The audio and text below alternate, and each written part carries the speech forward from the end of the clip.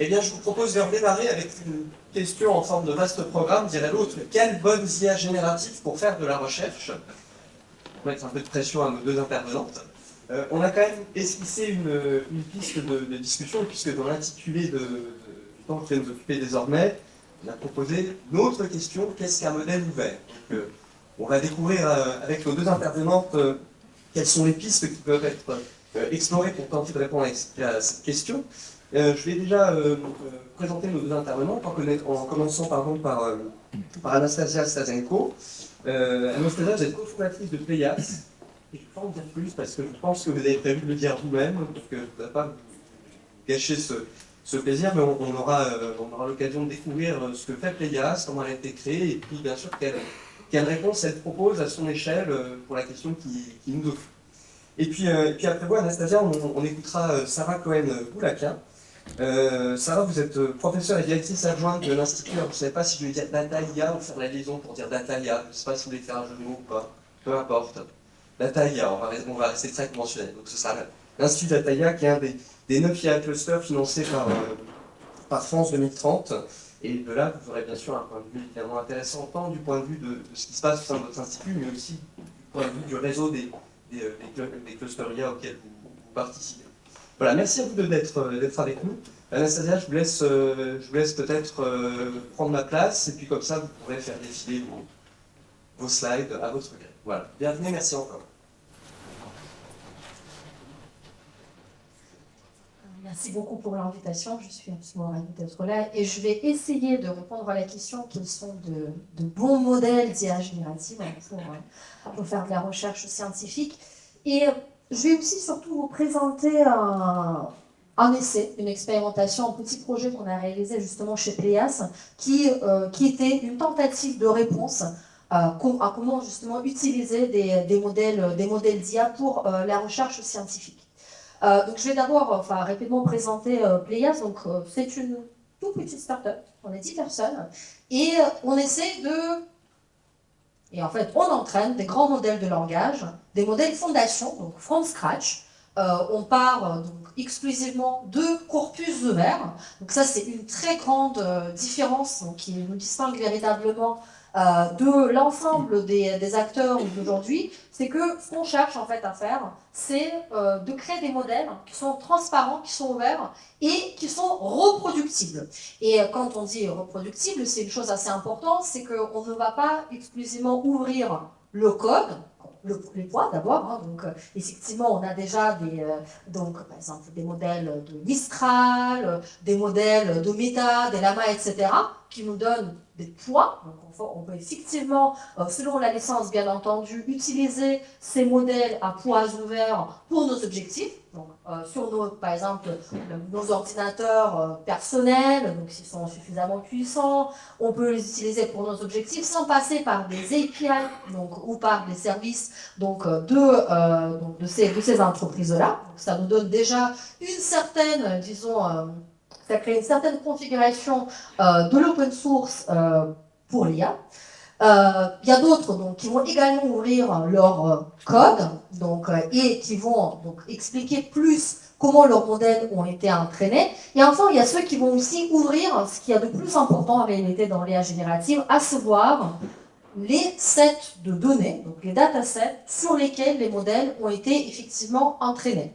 Et ça, c'est donc la particularité de ce que l'on fait chez Playas. On ouvre nos sets de données, ils peuvent être entièrement consultés.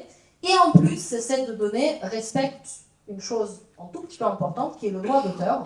Donc, et effectivement, nos datasets contiennent exclusivement donc, des contenus avec licence permissive. Ce qui est une chose qui a été assez difficile d'attendre, puisque cela a présupposé qu'on n'utilise pas les archives du web comme donc une source de départ. Et donc effectivement, on a entraîné nos premiers modèles de langage qui sont sortis en décembre et qui sont entièrement open source, donc poids, code et données ouvertes, donc, et qui peuvent être téléchargées, utilisées donc, sur Hugging Face.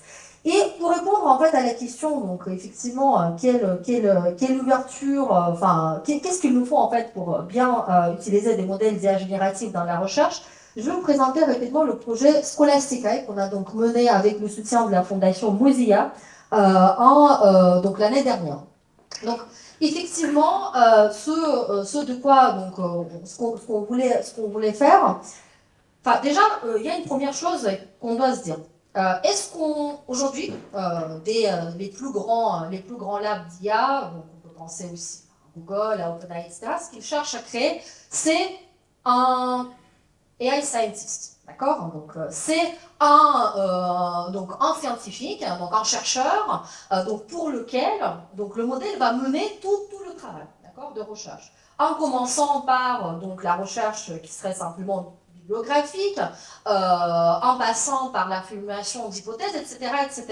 La vraie question que l'on peut se poser ici, compte tenu en fait du fonctionnement fondamentalement opaque, donc peu explicable, donc la question d'explicabilité des modèles d'IA générative est aujourd'hui largement irrésolue.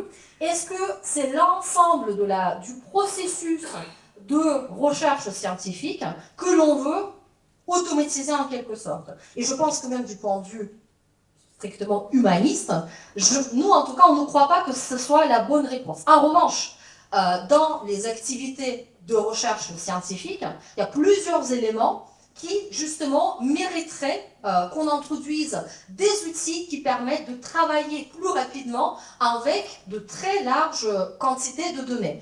Et le premier endroit qui nous a semblé assez, disons, non pas facile, mais en tout cas opportun d'investir, c'était en fait la recherche bibliographique, proprement parler, et le fait de pouvoir, en fait, par exemple, faire son état de l'art, d'accord, d'identifier des articles, les nouveaux articles ou des articles venant de domaines différents. Vous voyez, donc effectivement, moi-même, par exemple, j'avais fait une thèse en philosophie. Bon, il y a d'autres domaines, en fait, donc, dans mon domaine, on a abordé certaines questions qui aujourd'hui sont réabordées dans le domaine du NLP, mais sauf que, bien évidemment, il n'y a jamais de croisement entre les spécialistes, entre les scientifiques de ces deux domaines, ou que très rarement. En revanche, justement, en utilisant un outil d'IA générative, on peut, et en se basant sur justement des articles déjà écrits sur donc, la littérature qui existe, pouvoir donc identifier par exemple ces synergies.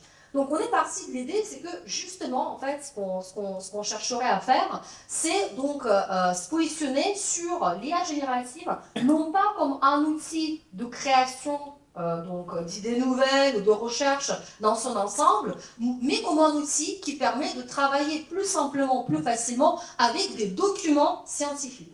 Et donc effectivement, il y a quand même aujourd'hui un très large problème en fait même de découvrabilité des contenus scientifiques, parce que ces contenus-là sont quand même un peu prisonniers des plateformes pour le moins fermées, d'accord? Donc, qui aujourd'hui en plus commencent à développer leurs propres outils d'IA, donc je pense notamment à Elsevier, donc en rendant tout le processus encore plus, opaque et complexe. Et effectivement, des millions de papiers donc, qui sont publiés de manière régulière. Comment est-ce qu'on découvre tout ça? Donc, c'est effectivement pas uniquement avec des mots-clés. Donc, ici, l'IA générative, semble être donc une réponse, donc finalement assez pragmatique. Donc, on n'est pas là en train d'imaginer une intelligence artificielle généraliste incroyable qui va donc nous proposer, donc vraiment va orienter notre recherche, mais finalement un outil de mining de texte, de travail documentaire, donc qui permettrait ensuite de faire le travail de scientifique.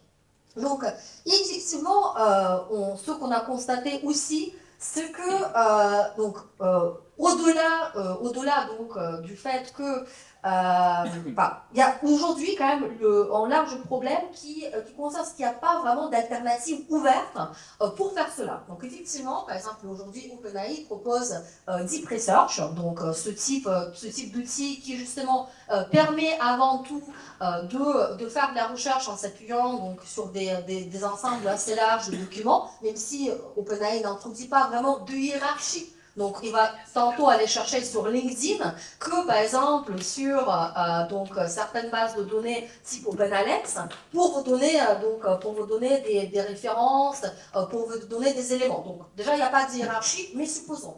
Néanmoins, il n'y avait pas d'alternative ouverte. Donc, à l'époque, on crée donc Scholastica. Et cette alternative ouverte, pourquoi elle est importante? Déjà, elle est importante en fait pour que l'on puisse donc avoir davantage en tout cas de traçabilité des résultats que l'on obtient. Lorsqu'on utilise des solutions propriétaires type d'OpenAI, ce qu'on envoie, c'est une requête et on obtient une réponse. On ne sait pas comment le système fonctionne. Quel type de base de données ce système consulte. Et c'est un tout petit peu important, n'est-ce pas? Comme je vous disais, il y a une grande différence entre la validité des sources que l'on peut trouver, par exemple, même sur Archive, aujourd'hui, ou donc dans certains repositories scientifiques, donc on peut pas, ou chez certains publishers, etc., etc. Donc, effectivement, cette alternative ouverte, elle était assez complexe à créer. Pourquoi? Parce que derrière l'IA générative, il y a aussi une question de ressources computationnelles. Donc, aujourd'hui, en fait, quand on veut créer une alternative ouverte, on ne peut pas échapper à cette question. Donc, certes, on veut des modèles ouverts que l'on peut auditer, on comprend comment ils ont été créés, ils doivent être reproductibles, etc. Bon, soit. Mais aussi, ces modèles doivent pouvoir être déployés, en fait, de telle manière que l'on obtienne une certaine indépendance des acteurs qui tendent, en fait, vers la commercialisation de ces services et vers leur fermeture et la création de black box de moins en moins, finalement, auditables, contrôlables, etc. Et qui dit en fait la nécessité de de maîtriser l'infrastructure, dit nécessairement qu'il nous faudra des modèles plus petits. Donc aujourd'hui, les modèles d'IA générative, c'est plusieurs milliards de paramètres qui tiennent très difficilement sur une seule GPU même. Donc, on a besoin de clusters. Donc, la question que l'on s'est posée, quel est le plus petit modèle que l'on peut entraîner, qui peut tourner en fait sur un ordinateur portable, donc qui serait un tout petit peu, on va dire, peut-être pas d'il y a 10 ans, mais en tout cas qui ne serait pas une machine de guerre, comme certains amateurs ont, donc, et qui permettrait en fait aux chercheurs à la fois d'avoir cette indépendance et pouvoir utiliser un modèle d'IA en local, mais aussi avoir potentiellement accès aux meilleures ressources, aux meilleures databases en ligne. Donc, effectivement, la réponse technique qu'on a commencé à développer, c'est effectivement des modèles locaux, donc une orchestration de tout petits modèles, dont l'un 350 millions de paramètres, c'est la taille de GPT-2, mais qui a été spécifiquement entraîné pour faire ce que l'on appelle Retrieval Augmented Generation. Donc, grosso modo, en fait, on a entraîné nos modèles spécifiquement pour être bons dans le processing de documents, pas dans le fait de tout savoir, de pouvoir répondre qui est le Premier ministre français, même si cette question-là peut être répondue difficilement même par certains humains, mais plutôt, effectivement, bien traiter les informations qui sont récupérées et les processer. Donc c'est vraiment cette idée-là, un modèle comme un outil de traitement et non pas comme une base de connaissances en lui-même. Ça, cette différence-là, elle était vraiment importante. Et aussi faire la deuxième chose, qui est permettre le traitement de PDF. Bon, alors, en tant que scientifique, très souvent, on s'en fout un tout petit peu, parce que on crée un article, on a des diagrammes, des tableaux, on est très content de nous-mêmes.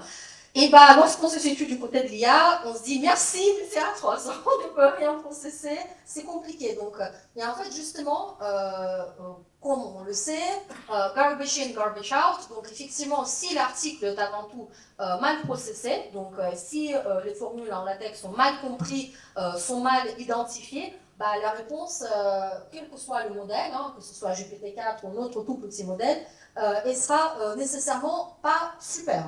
Donc, et enfin, la dernière chose sur laquelle on a travaillé aussi avec des LLM, c'est la reformulation des requêtes des utilisateurs. Pourquoi c'est important? C'est parce que, effectivement, très souvent, on ne sait pas ce que l'on cherche. c'est un peu logique, on ne sait pas, on ne connaît pas les termes. Et en fait, effectivement, l'IA générative donc, et la recherche sémantique sont intéressantes pour ces raisons-là, ce qui nous permet donc d'accéder à davantage de contextualisation, mais n'oublions pas que face à nous, il y a aussi des repositories, par exemple d'OpenAlex. Et l'indexation qui existe sur OpenAlex, elle est quand même un peu spécifique. Donc on doit à la fois trouver un moyen d'étendre les requêtes, de les préciser, mais aussi qu'à la fin, ces requêtes-là puissent exploiter le mieux possible les systèmes de récupération, d'indexation des bases de données scientifiques type OpenAlex. Donc c'est en fait sur deux niveaux-là que ce travail va se situer. Donc effectivement, aujourd'hui, je précise, Scholastica, c'est un assistant qui est disponible sur GitHub, entièrement open source, donc vous pouvez le télécharger. Et effectivement, il fonctionne sur quasiment n'importe quel ordinateur personnel. Donc il faut avoir un minimum 8 Go RAM, ce qui est quand même pas énorme. Donc je pense que plusieurs d'entre vous ont un ordinateur comparable. Donc, effectivement, qu'est-ce qui va se passer? C'est que c'est un assistant, c'est une interface où on peut à la fois télécharger ses propres documents, donc qui vont être processés derrière par le système, mais on peut aussi rechercher dans OpenAlex, d'accord? Donc, en permettant aussi, on peut concilier le meilleur des deux mondes, où effectivement, on pourra dialoguer avec son propre corpus, mais aussi identifier des articles et de nouvelles ressources supplémentaires sur OpenAlex, parmi, bien entendu, les ressources qui sont disponibles en Open Access. Donc, je précise, effectivement, on n'aura pas accès à effectivement absolument tout. Donc, personne n'arrive, je passe très vite. Et ce qui est important, comment fonctionne cet assistant?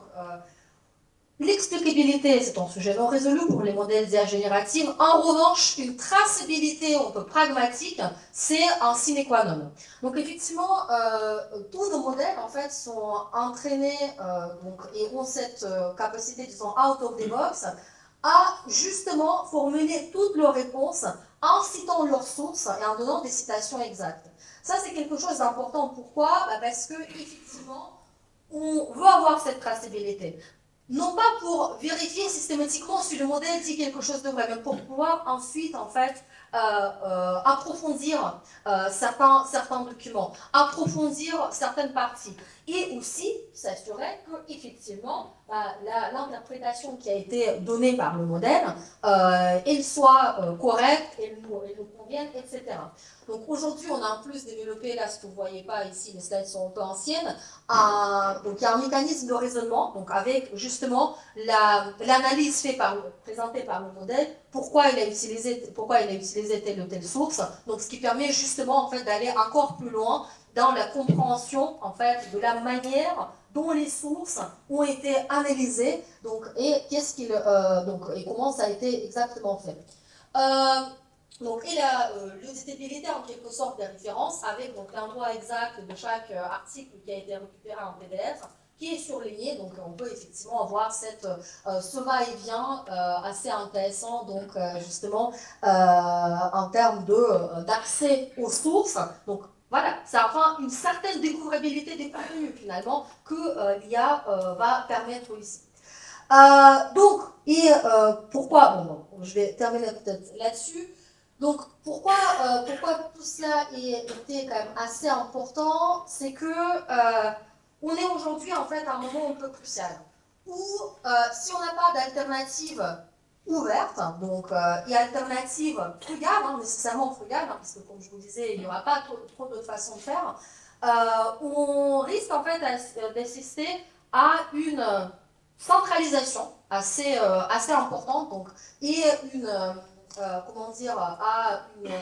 occupation de plus en plus importante de terrain de recherche scientifique et d'accès aux ressources scientifiques par à la fois les plus grands labs d'IA, on peut penser à OpenAI ou Google de nouveau, et aussi disons, les partenariats qui vont passer avec des groupes de publications scientifiques type Elsevier, donc avec la création finalement de systèmes avec une grande opacité, et finalement peu d'indépendance pour des institutions qui en fait n'ont pas forcément les moyens aussi pour avoir accès à tous ces systèmes de plus en plus complexes, de plus en plus infrastructurels.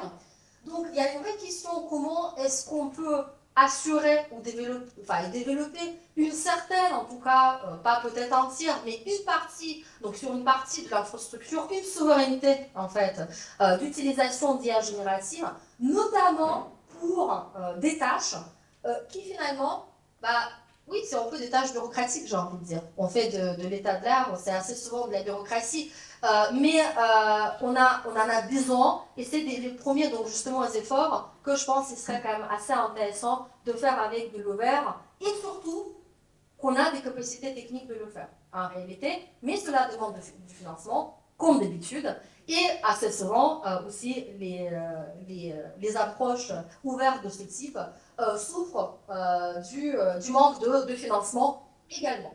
Je ne voulais pas finir sur une note négative et pessimiste, mais donc je vous invite tous peut-être à utiliser donc, cet outil qui est disponible et peut-être qu'il vous sera aussi assez utile. Merci beaucoup.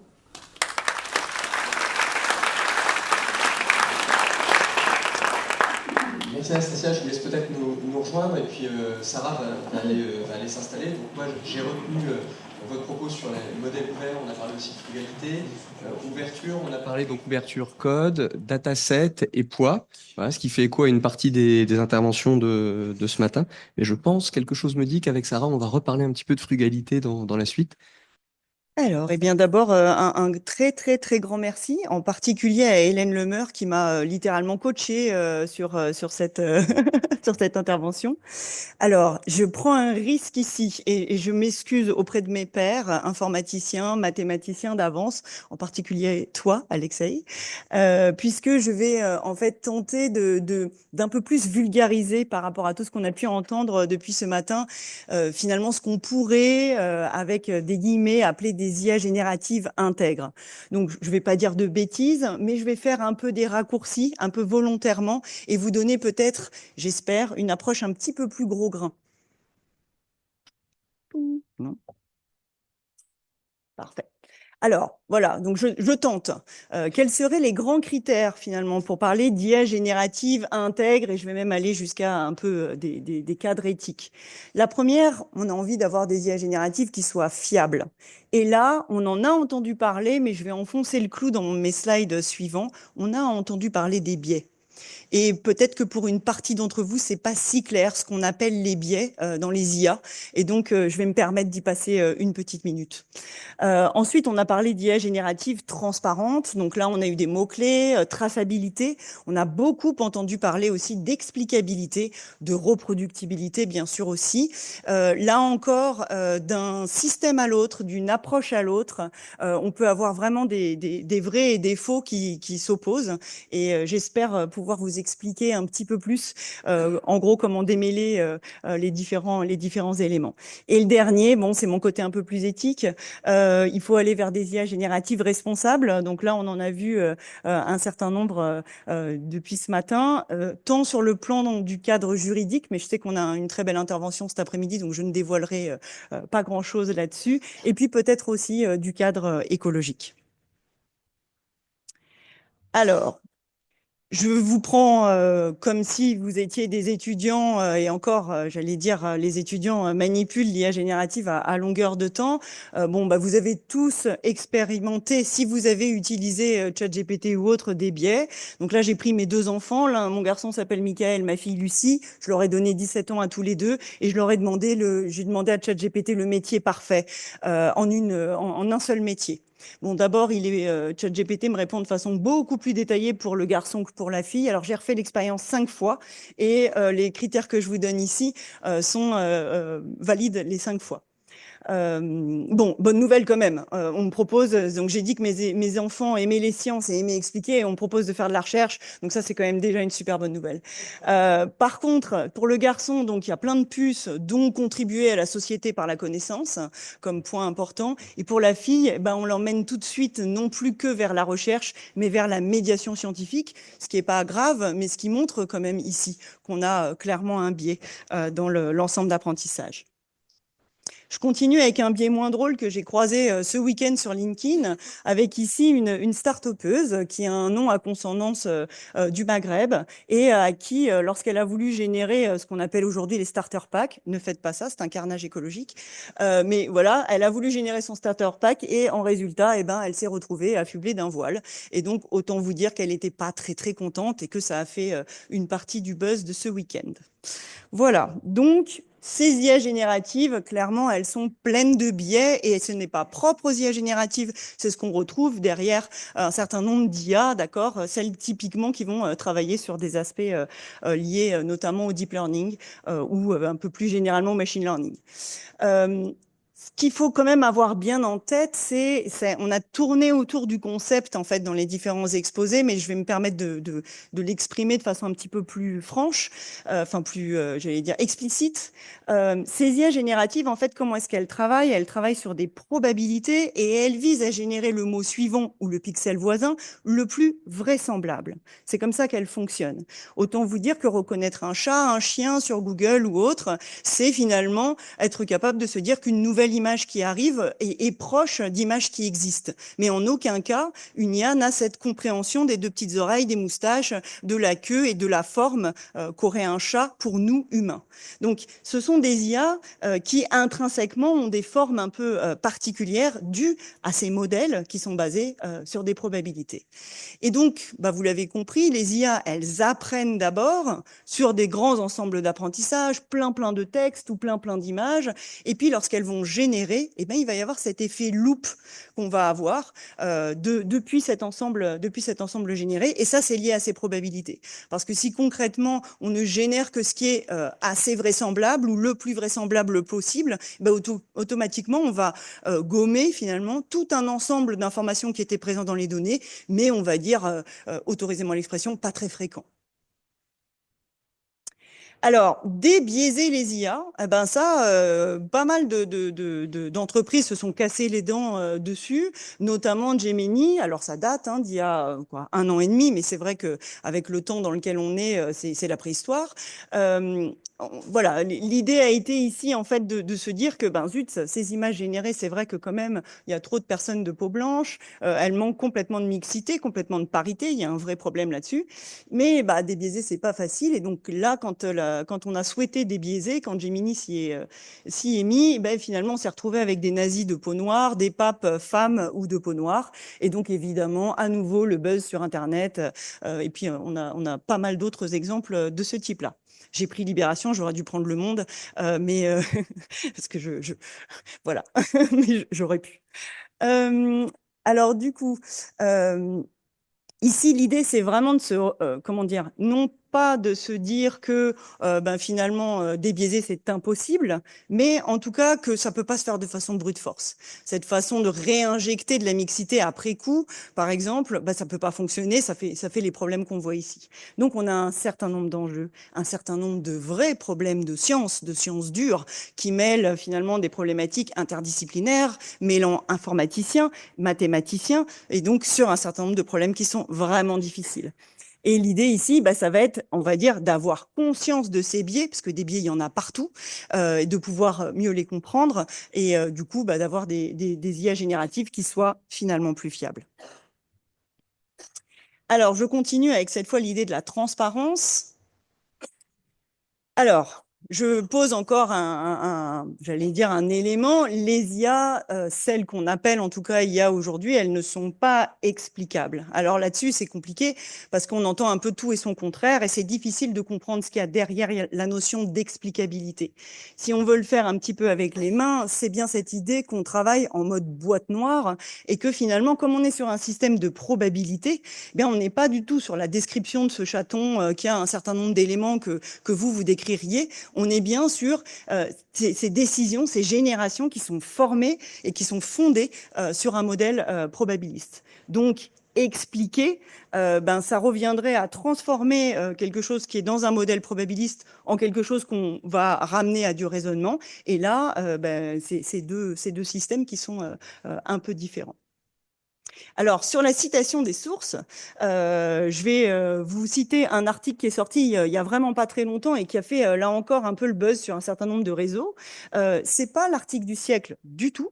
C'est même un article dans lequel on peut porter des critiques un peu importantes, mais c'est un article qui m'a semblé particulièrement intéressant parce que justement, ce sont des journalistes qui ont utilisé 8 systèmes d'IA générative, qu'ils ont choisi comme ils ont choisi, ça fait aussi partie de la problématique, et qui ont dit, en fait, l'IA, elle ne sait pas citer ses sources. Pragmatiquement, on nous ment. Alors, qu'est-ce qu'ils montrent? Qu'est-ce qu'ils ont fait d'abord? Ils ont choisi 10 articles de recherche, 10 articles de presse, et dans lesquels ils ont extrait quelques phrases. Ils ont demandé à un certain nombre d'IA génératives, voilà la phrase que je te donne une phrase, dis-moi d'où provient cette citation. Donc, donne-moi la source. Et dans la source, sois un peu précis, donne-moi le titre, la date de publication, l'éditeur et la citation complète de la source. Les résultats que cet article met en évidence, c'est qu'il n'y a que 60% de résultats corrects. Alors tout ça, comment ils définissent leur correction, c'est tout un débat. Quand on regarde à l'intérieur de l'article, on pourrait là encore discuter pas mal. Mais ce qu'on voit ici, c'est qu'en fait, dans les IA génératives qui sont testées, il y en a un certain nombre qui n'ont, qui de par nature même de comment elles fonctionnent pour générer ces citations, n'ont aucune chance en fait de pouvoir les générer correctement.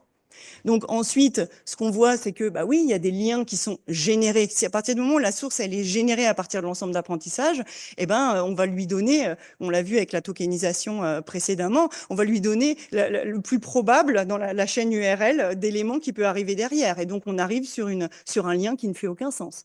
Ou bien on va citer un article qui n'est pas forcément la bonne version de l'article. Ou bien on va complètement se tromper d'article parce que finalement, encore une fois, on génère la citation en fonction de ce qu'on a appris dans l'ensemble d'apprentissage. Alors, je maintiens que je ne fais pas du tout de la publicité pour cet article. Il m'a interpellée parce que j'ai trouvé que c'était, là encore, un cas d'usage dans lequel un ensemble de journalistes s'emparait de la problématique de l'IA et renvoyait un message, si j'ose dire, au grand public. Et ça reste quand même particulièrement intéressant. Alors, des IA transparentes, pour autant, il en existe et heureusement. C'est-à-dire que c'est pas parce qu'il y a ce type de problème qu'on n'a aucune solution qui existe aujourd'hui. Alors, il y en a un certain nombre de solutions. Une qu'Alexei a j'allais dire, survolé ce matin, il a parlé du fait de forcer un petit peu parfois l'IA à travailler par étapes dans le prompting. Là encore, à chaque fois qu'on dit quelque chose, 6 mois plus tard, les choses avancent tellement vite que du coup, ça devient presque obsolète. On est sur des IA qui, aujourd'hui, incluent en fait ce raisonnement par étapes dans leur raisonnement. Donc, quand on prend la 4O qu'on a par défaut là sur OpenAI, vous avez encore besoin de rajouter ce raisonnement par étapes. Dans 6 mois, la version par défaut le fera pour vous. Donc voilà, on avance très très vite. Dans les autres techniques que j'ai entendues ce matin citer, c'est la technique dite RAG. Donc ce mot RAG qui est utilisé quand même beaucoup, l'idée qui est derrière, c'est en fait, on a appris sur un ensemble d'apprentissage énorme, c'est le but du jeu. Le but, c'est d'avoir vraiment, quand on entraîne une IA, on l'entraîne sur un très gros ensemble. Et puis derrière, en fait, on va vouloir, donc on peut avoir 2 stratégies, soit on veut un peu mettre à jour, soit on veut être meilleur sur un sous-ensemble. Donc ça va être aussi le fine-tuning. Et dans le RAG, en fait, on va chercher à avoir un ensemble de documents qui sont un peu par exemple, les ensembles de documents les plus utilisés par une entreprise ou les plus utilisés par un laboratoire pour que les réponses, finalement, soient associées à cet ensemble de documents. Et donc, ce qu'on sait, c'est que ça limite un peu les cas un peu fous d'hallucination qu'on peut avoir dans le cas classique. Alors, des IA génératives transparentes, on en a aussi grâce au modèle ouvert, dont on a largement entendu parler précédemment, et puis un certain nombre de bonnes pratiques qui commencent à venir dans la communauté scientifique. Alors, c'est pas complètement gagné. Là, comme je trouvais mon exposé un petit peu négatif, j'ai un petit peu dit super, on a de la reproductibilité. Bon, on a un accroissement de la reproductibilité parce qu'on comprend de mieux en mieux les bonnes pratiques, mais pour autant, vous l'avez tous déjà vu, c'est difficile aujourd'hui de dire dans quel contexte un résultat a été obtenu. Et donc, capter finalement ce qui a fait que mon résultat est tel qu'il est, ça reste un problème qui est difficile. Mais au moins, on s'est ciblé de plus en plus spécifiquement ces éléments qui font que le résultat est tel qu'il est. Alors, je termine avec la partie peut-être un peu plus éthique et peut-être un peu moins intègre sur les IA responsables. Donc là, je vais très vite sur les aspects souveraineté. Là encore, on en a entendu parler. Et là, je dirais qu'il y a quand même un mélange beaucoup dans le grand public au niveau des croyances, un peu avec l'idée que si j'installe mon IA sur une machine en France, je suis sauvé. C'est bon. De toute façon, c'est physiquement dans mon serveur, c'est physiquement dans mon université, c'est bon. Ben non. D'accord? Non, non, non, non, non. Non parce que Patriot Act, non parce que Cloud Act. Et donc, en fait, ces règles américaines font que aujourd'hui, l'administration américaine peut accéder à vos prompts, aux données que vous mettez dans les prompts au niveau des documents que vous déposez lorsque vous posez une requête. Par exemple, fais-moi le résumé de ce beau document de 400 pages. Ces documents-là, même si vous les avez installés, votre IA favorite, sur vos serveurs de votre entreprise ou de votre université, si vous utilisez un certain nombre de ces systèmes américains qui marchent d'une certaine façon, vous êtes finalement sous le coup du Patriot Act ou du Cloud Act. Bon, j'ai compris qu'il y avait quelqu'un qui faisait un bel exposé cet après-midi, donc je ne dirai rien d'autre. Toujours dans cette idée d'avoir des IA un peu plus éthiques, alors sur l'impact écologique, on est un peu comme ce que disait Paola Tubarro tout à l'heure, on est dans un monde dans lequel il y a encore beaucoup d'articles qui sont sur Archive, mais ça sort pas très fort. C'est-à-dire qu'il y en a un certain nombre qui sortent, mais ça a du mal à être reviewé, ça a du mal à être à sortir. Donc là, tout ce que je le dis sous la validation d'Aurélie Névéol, qui est une de mes collègues du LICEN, dont c'est la spécialité, et donc elle m'a autorisé de reprendre ces différents slides ici. Donc, concrètement, si on regarde l'apport en eau qui sont faits des serveurs américains et des clusters qui sont manipulés pour gérer notamment ChatGPT, répondre à 10 requêtes, c'est à peu près 1 demi-litre d'eau. Ça vous donne une idée, là, si dans la salle, on s'amuse un petit peu tous, comment est-ce qu'on peut facilement vider des piscines à longueur de temps. Le deuxième slide que vous ne voyez pas ici, mais je pourrais vous inviter à le zoomer, c'est finalement, alors c'est 2 échelles logarithmiques. Si on enlève l'échelle logarithmique, ça ne rentre même pas dans le slide, c'est monstrueux. C'est la croissance, en fait, des besoins énergétiques des différentes IA, avec évidemment l'image qui explose tout. Donc, ces starter packs dont je parlais tout à l'heure, c'est vraiment l'un des plus gros carnages qu'on puisse imaginer. Alors, bonne nouvelle, hein, je ne vous laisse jamais sur une mauvaise nouvelle. Bonne nouvelle, les IA génératives responsables qui s'appellent des IA frugales, elles existent. On en fait même pas mal en France, donc c'est quand même une super bonne nouvelle. Alors évidemment, si elles sont frugales, elles ont moins de paramètres. Si elles ont moins de paramètres, elles peuvent aller moins vite, elles peuvent être moins précises, elles peuvent nécessiter d'être accompagnées d'autres méthodes. Elles vont avoir probablement moins ce côté magique que d'autres IA qu'on a. Mais enfin, si on veut être responsable, on peut accepter, surtout comme les 3/4 du temps, c'est un peu pour jouer, de réduire un peu l'empreinte carbone et de travailler avec plutôt ces IA-là. Donc l'AFNOR a sorti un certain nombre de recommandations et on sait avoir des modèles frugaux tant à l'entraînement, c'est-à-dire au démarrage, qu'à l'utilisation. Donc voilà, petite pub gentille sur Eurobert qui quand même n'est pas casse à clé, ouvre aussi sur des collègues ailleurs en France et puis Croissant LLM. Alors, en termes de conclusion, je ne veux pas prendre trop de temps, donc je ne vous redis pas tout ce que j'ai dit, mais je vous laisse sur mon mot de la fin. Mon mot de la fin, c'est de vous demander, s'il vous plaît, si vous avez des adolescents autour de vous ou autres, de bien réfléchir avant d'utiliser une IA générative. Si vous avez à peu près compris ce que j'ai essayé de vous, et si vous l'avez pas compris, c'est ma faute, c'est pas la vôtre. Ce que j'ai essayé de vous faire passer, c'est que finalement ces IA génératives, elles sont particulièrement coûteuses et elles génèrent. Du coup, aucun sens de lui demander l'heure. Mes étudiants, pendant les examens, ils font ça. Ils demandent l'heure à ChatGPT. D'accord?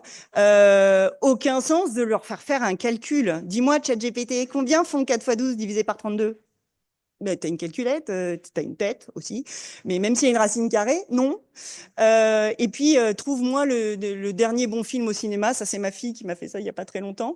Et je lui ai dit, et alors, il t'a trouvé quoi? Et elle a rigolé. Et elle m'a dit, ah bah au début, elle m'a trouvé un film. Il se joue plus depuis des années. Bah oui, pour cause. Et puis j'ai changé un peu de modèle. Et finalement, il m'a donné des bons conseils. Non, là-dessus, les moteurs de recherche et autres à la Google sont là pour ça. Hein. La recherche d'informations ne peut pas être remplacée par des IA génératives. Ce sont deux objets et donc avec de fonctionnalités qui sont distinctes. Et je vous remercie.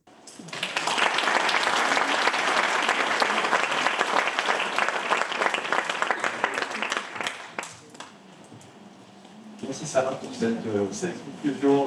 Dans le champ, je dirais, des usages sociaux de l'IA générative, mais on a entendu au travers de vos deux interventions aussi des questions qui ont plutôt trait au dialogue science-société, donc on aura peut-être l'occasion d'y revenir avec le bal des questions qui s'ouvre maintenant.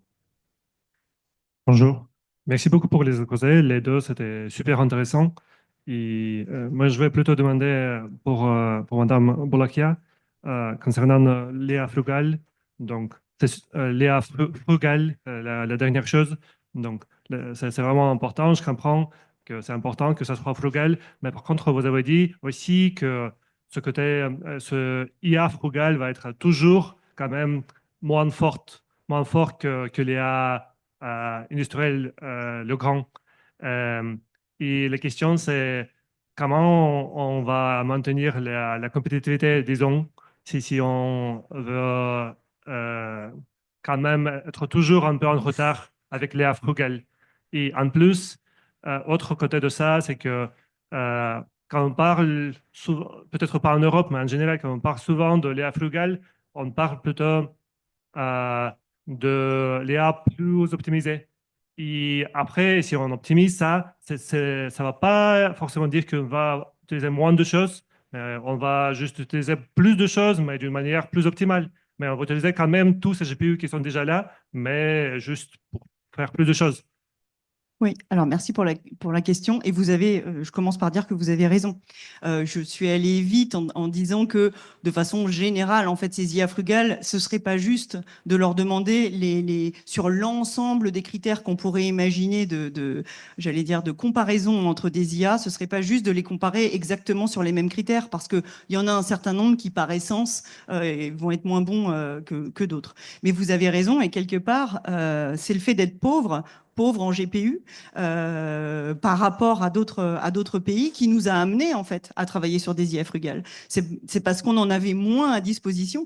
Donc ce côté un peu gaspille, ce côté vas-y, j'entraîne et puis je verrai bien ce que ça donne. J'en lance 12 en parallèle et puis je choisirai le meilleur, comme pourraient faire nos étudiants par exemple dans des projets. C'est aussi là que l'IA frugale vient jouer son jeu en disant bah non en fait moi j'ai une enveloppe de temps et on se ramène finalement à des problématiques d'optimisation.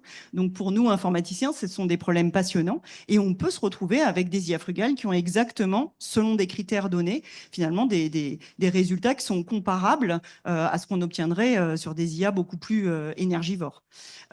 Mais ce que vous touchez du doigt ici, c'est finalement un problème qui est aussi un problème de recherche ouvert, c'est comment est-ce qu'on compare des IA?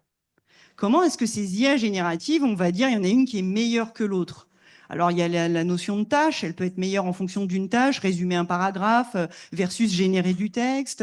Voilà, on peut se donner un certain nombre de tâches, mais on a peu de benchmarks aujourd'hui, on a peu de ce qu'on appelle des baselines.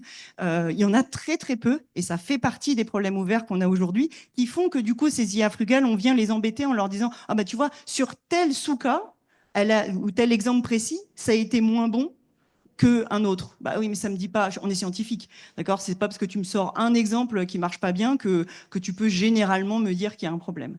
Donc voilà, ça fait partie des problématiques qu'on a. J'ai vu des benches, enfin des comparatifs d'IA qui prenaient comme critère, je retrouve plus le terme, la façon de compter l'intelligence chez l'humain. Le QI, voilà. Bon, donc j'ai quelqu'un qui, à la fin d'un de mes exposés, m'a dit « Oui, vous êtes là à parler du chat. Regardez, le chat, il a 3 de QI. » Et là, je me suis demandé combien la personne qui avait en face de moi avait de QI, mais j'ai pas voulu répondre.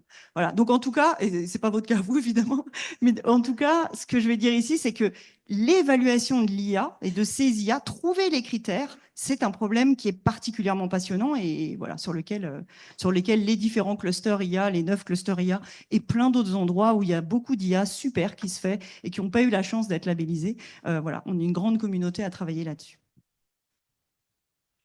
Peut-être juste ajouter un petit mot là-dessus, parce que effectivement aujourd'hui on a de plus en plus d'optimisation au niveau d'entraînement de modèles. Donc aujourd'hui les ressources computationnelles nécessaires pour entraîner un analogue de GPT 3.5, c'est pas du tout les mêmes ressources qu'à l'époque, bien entendu.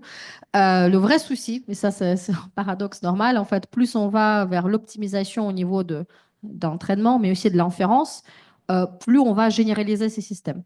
Donc, en fait, il y a aussi plusieurs choses quand même il y a des choses à séparer, c'est-à-dire qu'il y a une question de data center, donc où ils sont, pourquoi ils consomment autant. C'est pas uniquement les questions d'IA générative.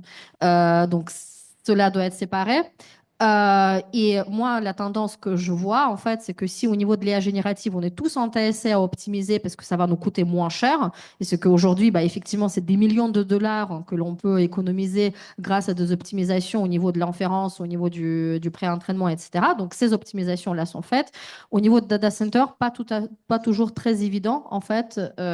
Et j'attire votre attention aussi sur le fait qu'aujourd'hui, l'essentiel, l'investissement qui a été annoncé en Europe ira au data center. Bon, à chacun faire sa propre conclusion, mais c'est quand même assez important.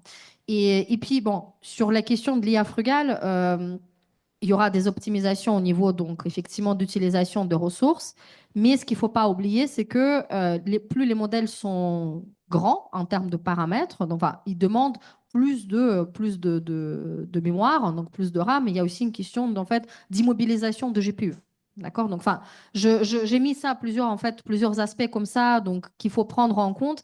Mais je pense que de toute manière, si l'on cherche justement à ne pas complètement exploser notre budget carbone, donc, parce que j'ai l'impression que là, l'exécutif a tout de suite oublié qu'en fait, on avait des impératifs écologiques vite fait. Hein.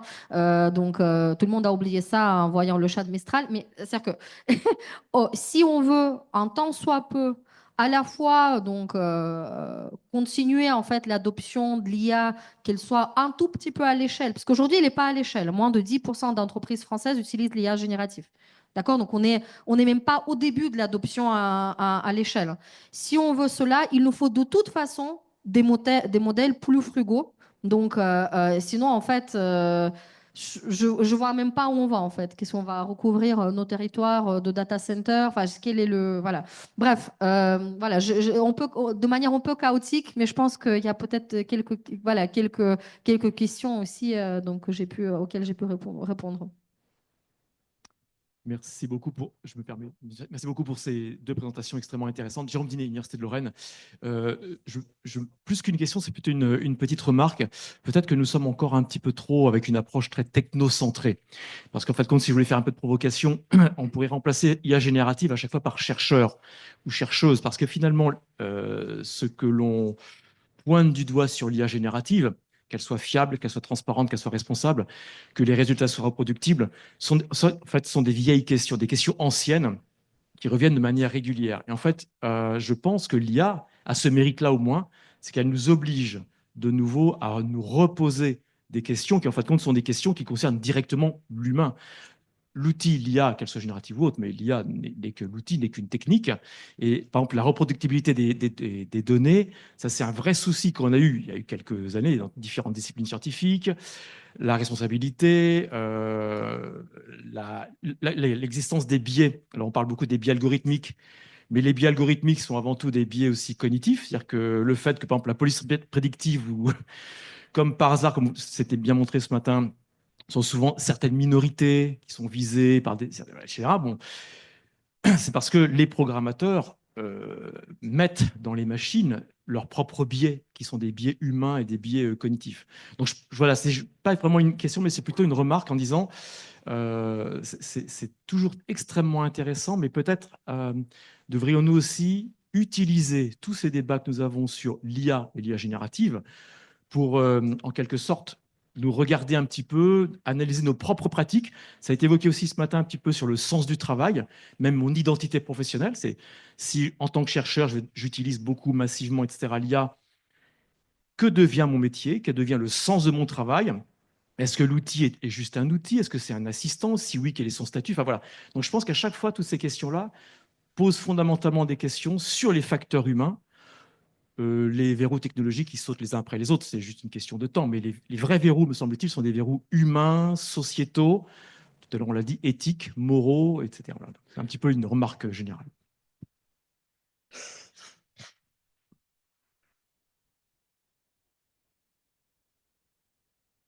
Je réponds à la remarque par une remarque.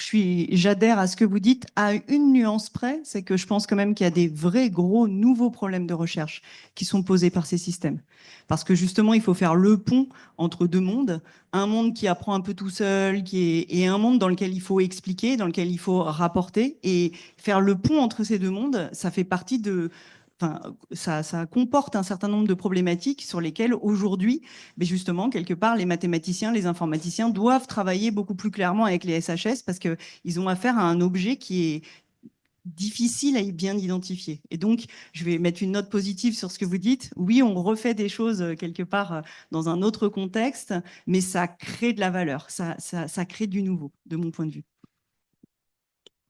Et malgré tout, aujourd'hui, on ne peut pas poser la question suivante au modèle, à la plupart des modèles de langage, d'où parle-t-il, hein? Donc, finalement, il y a une responsabilité de chercheur qui peut être questionnée, enfin, qui peut être...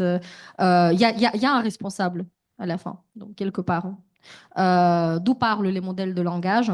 C'est difficile d'y répondre, donc à la fois pour des raisons, enfin, je dirais strictement pragmatiques. On ne sait pas sur quelles données ils ont été entraînés.